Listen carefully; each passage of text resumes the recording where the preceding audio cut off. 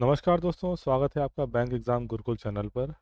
आज के इस वीडियो में हम बात करेंगे फाइनेंशियल अवेयरनेस के बारे में, जो कि एक गेम चेंजर सेक्शन है आरआरबी स्केल 2 एंड 3 के लिए। ये टोटल 5 सेक्शंस होते हैं आरआरबी के स्केल 2 एंड 3 सेक्शंस में, और ये 40 मार्क का ये सेक्शन होता है आपका। इस वीडियो में हम बात करेंगे इस सेक्शन की इम्पोर्टेंस के बारे में।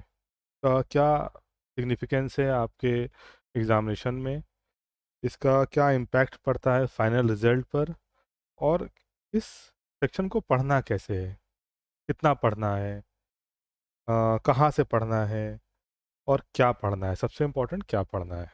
तो चलिए शुरू करते हैं। सबसे पहले देखते हैं कि इसमें जो है इसकी इम्पोर्टेंस क्या है हमारे इस एग्ज़ामिनेशन के लिए। तो जो ये एग्ज़ामिनेशन होता है, इसमें जो 5 सेक्शन होते हैं, इसके अलावा 4 और सेक्शन है फाइनेंशियल अवेयरनेस के अलावा।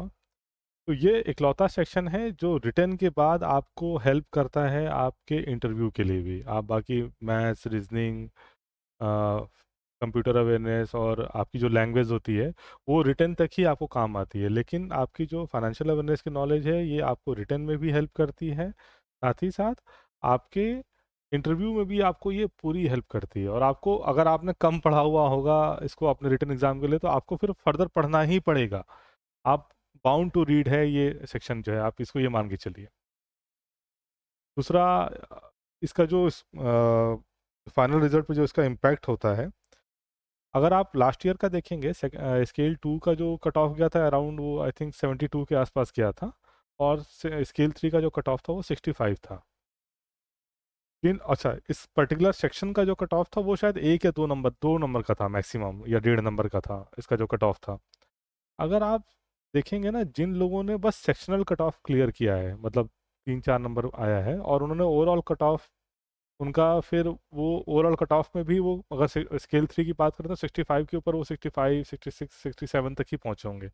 लेकिन फाइनल मेरिट लिस्ट में वो नहीं आ पाए होंगे, इसके पूरे चांसेस हैं।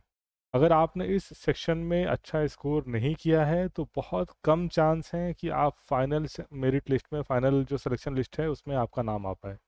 बहुत कम चांस होते हैं इसके। जब तक आपका यहाँ पे स्कोरिंग अच्छा नहीं होगा, बाकी सेक्शंस में तो करना ही करना है ऑब्वियसली, लेकिन इस सेक्शन में पर्टिकुलरली, जैसे रीजनिंग में है कि अगर आप कट ऑफ से 5-6 नंबर, 7 नंबर ऊपर ले आए, या मैथ्स में ज़्यादा लेकर आ गए, तो आपका थोड़ा कम ज़्यादा वहाँ पे चल जाएगा। लेकिन इस सेक्शन का इंपॉर्टेंस, क्योंकि वो बाकी लोगों के लिए भी उतना ही इजी या टफ रहेगा, लेकिन ये जो सेक्शन होता है, अगर यहाँ पे आपने बाकी सबसे एक गैप क्रिएट कर लिया है, अपना एक अच्छा खासा नंबर आप लेकर आ गए हैं, बिलीव मी, आपके फाइनल जो आपकी सिलेक्शन लिस्ट होगी उसमें आपको ये बहुत हेल्प करता है ये। अच्छा, इसमें जो फाइनेंशियल अवेयरनेस जो होती है, उसमें 2 तरीके से चीज़ें होती हैं। एक तो मतलब स्टैटिक पोर्शन होता है, जो मतलब फिक्स है कि मतलब ये चीज़, जैसे अ, हम बात करें कि जो जो करंट अफेयर्स है वो तो चेंज होता रहता है, लेकिन स्टैटिक पोर्शन वो ऑलमोस्ट सेम रहेगा, फिक्स रहेगा। आरबीआई है, उसके रूल्स एंड रेगुलेशंस है, उसमें अमेंडमेंट आते हैं, बट वो मोर और लेस स्टैटिक पोर्शन में आता है। तो ये जो इसका जो सिलेबस है वो 2 पार्ट में डिवाइडेड रहता है, स्टैटिक और करंट में। लेकिन जो का ये बाकी के जो पोर्शन होता है ना, स्टैटिक और करंट, जो एग्जामिनेशन में जो क्वेश्चंस पूछे जाते हैं, का लेवल जो है वो बेसिकली 3 सेक्शन में डिवाइड रहता है। एक तो एकदम बेसिक रहेगा, फिर दूसरा थोड़ा सा मॉडरेट रहेगा, और तीसरा एकदम एडवांस लेवल का रहेगा। तो अब जैसे बेसिक्स में हम देखेंगे क्या क्या आता है इसमें बेसिक्स में। अब जैसे ये CRR, SLR, रेपो हो गया, या इन्फ्लेशन, या बैंक रेट हो गया, या आरबीआई ने कोई किसी बैंक में पेनल्टी वगैरह लगाई हो, कोई मर्जर एक्विजिशन में हो आप, या फाइनेंशियल स्कीम जैसे अभी एसबीआई में पेट्रॉन्स करके एक आई थी, या जो फाइनेंशियल करंट अफेयर्स होते हैं, ये बेसिक पोर्शन है। और स्केल 2 का है, स्केल 3 हो, दोनों में ही ये ऑलमोस्ट 20% ही रहता है। यानी अगर टोटल आपका 40 क्वेश्चंस हैं आपके, तो उसमें से 7-8 क्वेश्चन से ज़्यादा नहीं आएंगे इस सेक्शन से। इसमें आरबीआई की जो मॉनेटरी पॉलिसी अपडेट्स हैं वो, मतलब चूंकि हर वो 2 महीने पे उनकी मीटिंग होती है, उसका चेंज होता रहता है, तो ये मतलब बहुत बेसिक्स में ये आता है ये। जैसे आरबीआई को ओबिगस सर्वे होता है, वो भी इसी में आ जाएगा आपका। अब इंटरमीडिएट लेवल पे जो है आपके ये मॉनेटरी पॉलिसी का जो है स्टैंस क्या है, डिजिटल लैंडिंग गाइडलाइंस क्या हैं, पेमेंट अपडेट्स क्या हैं, आपका जो गवर्नमेंट की स्कीम्स हैं, जैसे ये तो मैंने अभी बहुत कम लिखा हुआ है। पीएम सूर्य घर भी है, स्टैंड अप इंडिया वगैरह तो लिखा ही हुआ है, सीजीटीएमएसी लिखा हुआ है, और भी जो रिलेटेड स्कीम, ये सारी गवर्नमेंट स्कीम। अभी recently primary sector sector lending के जो टारगेट्स हैं वो रिवाइज हुए हैं बैंकों के लिए, वो आपका जो है आ जाएगा इसमें। फाइनेंशियल कमिटीज़ हो गई, उषा थोराट कमेटी हो गई, नरसिंह हो गई, यूके सिन्हा कमेटी हो गई, के वी कामत हो गई। तो अब ये जो पोर्शन है ना, ये जो आप देख रहे हैं, ये पोर्शन स्केल 2 में और स्केल 3 का वेटेज थोड़ा सा चेंज। स्केल 2 में ना यहाँ से ऑलमोस्ट 50% क्वेश्चन आते हैं, लगभग 20 क्वेश्चन पास आपको इस सेक्शन से। और स्केल 3 में ये 30% करीब होता है, यानी यहाँ से लगभग आपको 12-13 क्वेश्चन के आसपास आपको मिलेंगे। डिफ़िकल्टी लेवल जो है उसका मतलब क्वेश्चंस को इस तरीके से वो फ्रेम करते हैं आईबीपीएस कि आपका डिफ़िकल्टी लेवल मॉडरेट लेवल का रहेगा, वो ऑलमोस्ट 50% रहेगा।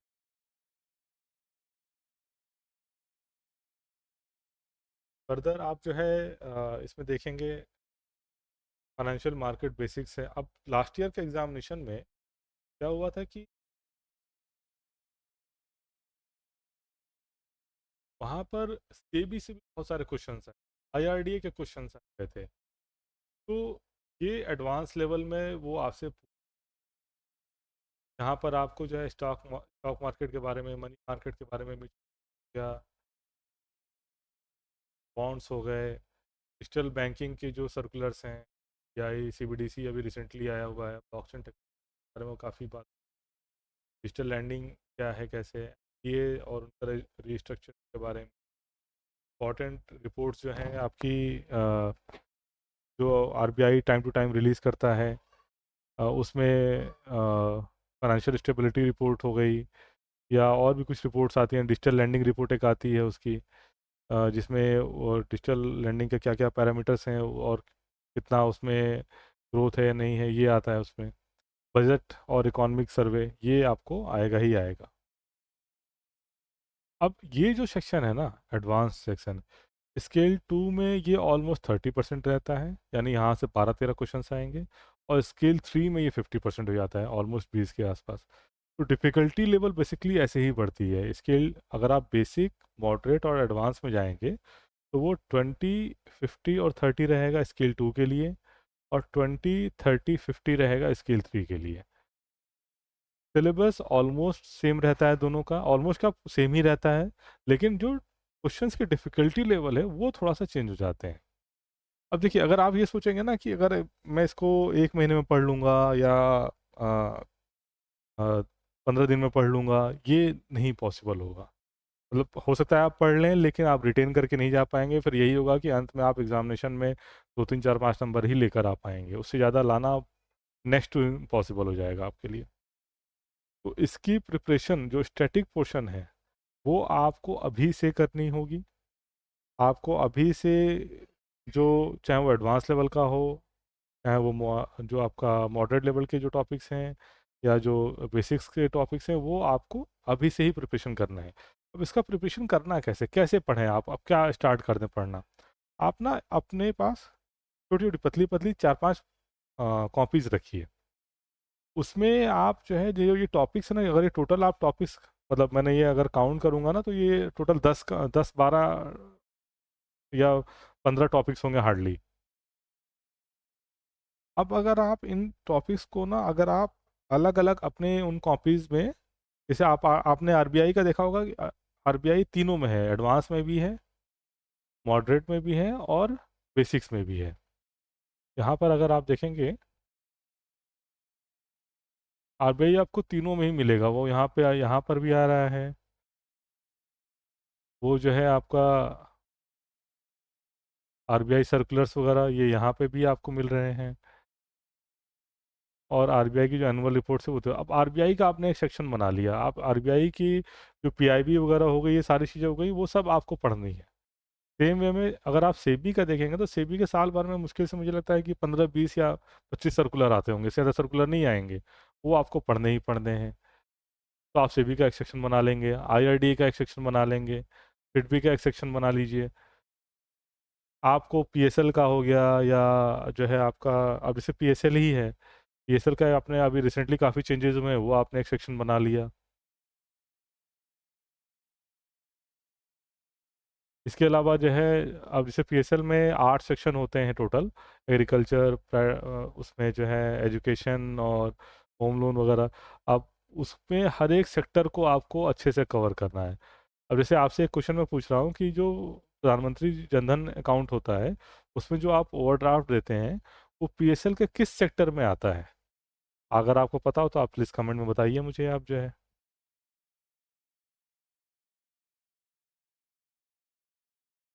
तो ये सारे टॉपिक्स बहुत इम्पोर्टेंट हैं, आपको एक स्ट्रेटजी बना के पढ़ना होगा, तभी आप जो है एक ठीक ठाक स्कोर इसमें कर पाएंगे। और तभी आपको फिर दोबारा अगर जब आप पढ़ने जाएंगे अपने इंटरव्यू के लिए, अगर आपने नहीं पढ़ा होगा, बिलीव मी आपके लिए बहुत टफ हो जाएगा, नहीं पॉसिबल होगा आपके लिए कवर कर पाना। फिर इंटरव्यू में भी अच्छे नंबर लाना बहुत मुश्किल हो जाएगा। अब अच्छे नंबर लाने के लिए क्या करना होगा आपको? फोकस करना होगा कॉन्सेप्ट्स पर। आपको जो है रटना नहीं, अगर आप रटने चलेंगे तो वो फिर आप एग्जामिनेशन में अगर आप 100 चीज़ें रट के जाएंगे ना, तो मुश्किल से 20 30 चीज़ें ही आप रिटेन कर पाएंगे, बाकी चीज़ें निकल जाएंगी आपके दिमाग से। और उस 20 30 से आपको कुछ क्वेश्चन आएंगे, इसकी बहुत कोई गारंटी नहीं रहती है ना। तो आपको कॉन्सेप्ट समझने होंगे। जैसे अब ओबिकस सर्वे की मैंने बात की, आरबीआई का ओबिकस सर्वे है, ऑर्डर बुक इन्वेंट्री और कैपेसिटी यूटिलाइजेशन सर्वे होता है। ये हर मेरे ख्याल से 3 महीने पे होता है, हर क्वार्टरली से ये सर्वे होता है, क्वार्टरली। अब इसमें क्या क्या है क्या क्या नहीं है, अगर एक बार आपने समझ लिया तो फिर आपको दोबारा इसको रटने की ज़रूरत नहीं पड़ेगी। सेम वे में जो फाइनेंशियल स्टेबिलिटी रिपोर्ट होती है, उसको आपने एक बार पढ़ा, उसको समझ लिया, फिर आपको दोबारा उसको जो है बहुत ज़्यादा उस पर आपको दिमाग लगाने की ज़रूरत नहीं पड़ेगी। हाँ, एक चीज़ और है, जो नोट्स बनाने हैं आपको, जो आप नोट्स बनाएंगे, मैंने अपने पहले की वीडियोस में भी बताया था, नोट्स कभी भी फाइनेंशियल अवेयरनेस के फर्स्ट टाइम रीडिंग में नहीं बनाने होते हैं।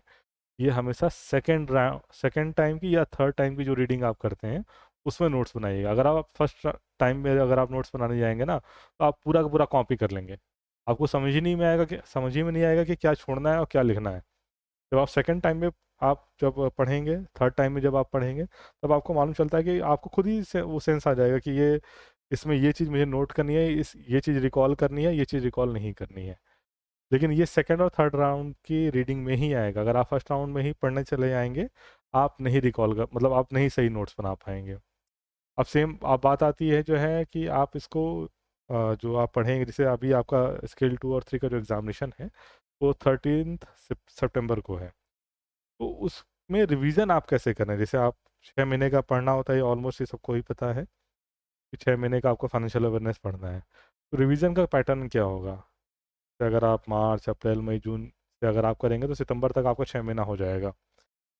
13 सितंबर तक है, तो आपको मान के चलना है कि 5 सितंबर तक का आपको पढ़ के चलना है। अब मैंने ये जो ये रिवीजन का ये फॉर्मेट लिखा हुआ है 5 4 3 2 1, एग्जामिनेशन में जो सबसे नज़दीक का होता है वो सबसे ज़्यादा इंपॉर्टेंट होता है। यानी अगर सितंबर में एग्जामिनेशन है, सितंबर में आपका, तो अगस्त सबसे ज़्यादा इम्पोर्टेंट है, फिर आपका जुलाई, फिर जून, फिर मई, फिर अप्रैल, देन मार्च। तो आपको सबसे ज़्यादा जो रिवाइज करना है वो अगस्त का रिवाइज करना है। फिर आपको जुलाई का, फिर जून का, फिर मई का, इस पैटर्न में आपको रिवाइज करना है आपको। प्रॉब्लम क्या है कि हमारे पास जो मटेरियल्स आते हैं वो नॉर्मली इस सीक्वेंस में नहीं आते हैं। इस सीक्वेंस में तो आएंगे, मतलब उतना टाइम नहीं मिलता। जैसे अब मैं एक चैनल है, मैंने भी उनसे बहुत बार पढ़ा हुआ है,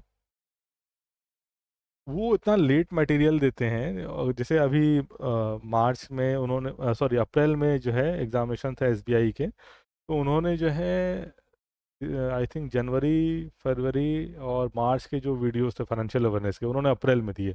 अब अप्रैल में ही एग्जामिनेशन है और आप 3 महीने का अभी दे रहे हैं, तो आपके पास टाइम ही नहीं है पढ़ने का, आप उसको रिवाइज कैसे करोगे? आप आप ये अगर वो ये सोच रहे हैं, मतलब मैं आपके लिए भी कह रहा हूँ कि आपको टीचर्स भले बहुत ही मतलब इसमें वाइजली सेलेक्ट करना होगा कि आप किससे पढ़ रहे हो। आप जिस भी टीचर से पढ़ो, आपको ये ध्यान रखना है कि आपको मटेरियल ऑन टाइम मिले। अदरवाइज देखिए, क्वालिटी किसी के पास होगी, मैं जिनकी बात कर रहा हूँ उनकी क्वालिटी बहुत अच्छी है।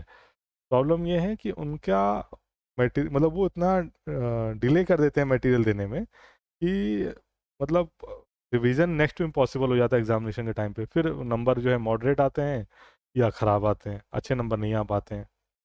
तो ये थोड़ा सा ध्यान रखना। इसे मैं यूट्यूब पे बहुत सारे ऐसे टीचर्स हैं जो डेली जो है फाइनेंशियल अवेयरनेस की, मतलब डेली करंट अफेयर्स पढ़ाते हैं बैंकिंग के लिए। उसमें वो फाइनेंशियल अवेयरनेस का एक सेपरेट सेक्शन रखते हैं। तो और मुश्किल से वो 15-20 मिनट का होता है पर डे का, या बहुत होगा तो आधे घंटे का होगा। तो अगर आप ये कर सकें कि आप डेली का डेली पढ़ते चलें, वीकली उसको रिवाइज कर लें, वो लोग मंथली भी कराते हैं फिर, और फिर मंथली आप उसको रिवाइज कर लें, वो बेस्ट है आपके लिए।